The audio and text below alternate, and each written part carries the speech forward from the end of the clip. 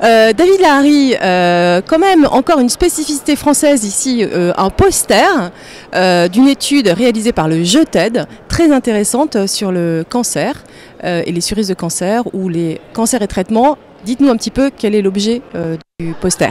Alors c'est une question clinique, c'est la question que certains patients malheureusement ont à nous poser, c'est-à-dire qu'ils ont une Mickey et qu'ils ont un cancer, pour une autre raison indépendante de la maladie inflammatoire. Et à ce moment-là, on se retrouve souvent en grande difficulté pour traiter la Mickey quand elle rechute, parce qu'on a la crainte qu'avec les traitements immunomodulateurs ou les anticorps monoclonaux, tels que les anti-TNF, on puisse favoriser une évolution péjorative du cancer. Et le modèle de cette situation-là, c'est le cancer malheureusement hyper fréquent, qui est le cancer du sein.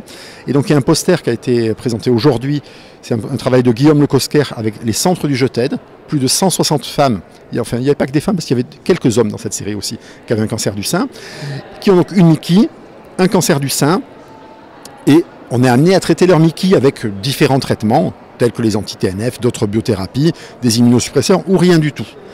Et en fait, on a voulu savoir si le risque d'avoir une mauvaise évolution du cancer du sein, la survenue d'une récidive, de métastases, de voir d'autres traitements, était lié au traitement de la Mickey. La réponse est non. En fait, cette évolution péjorative du cancer du sein, y compris dans la population atteinte de Mickey, elle est liée aux facteurs pronostiques du cancer du sein lui-même. Il y a des facteurs du cancer du sein, des récepteurs, des biomarqueurs, dont on sait qu'ils sont péjoratifs. Eh bien, on les retrouve dans cette étude. Et en fait, les médicaments, et en particulier les anti-TNF, ne changent rien à l'affaire. Donc c'est un message qui est quand même, moi je trouve assez encourageant, parce qu'on a parfois des patientes avec une Mickey évolutive alors qu'elles ont un cancer du sein qui est en cours de traitement ou qui vient d'être traité.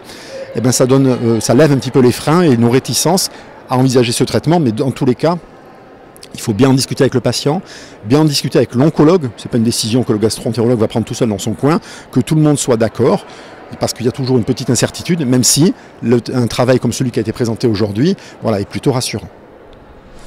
Écoutez, merci beaucoup pour ces résultats qui méritent quand même effectivement d'être soulignés à cette IDW. Merci.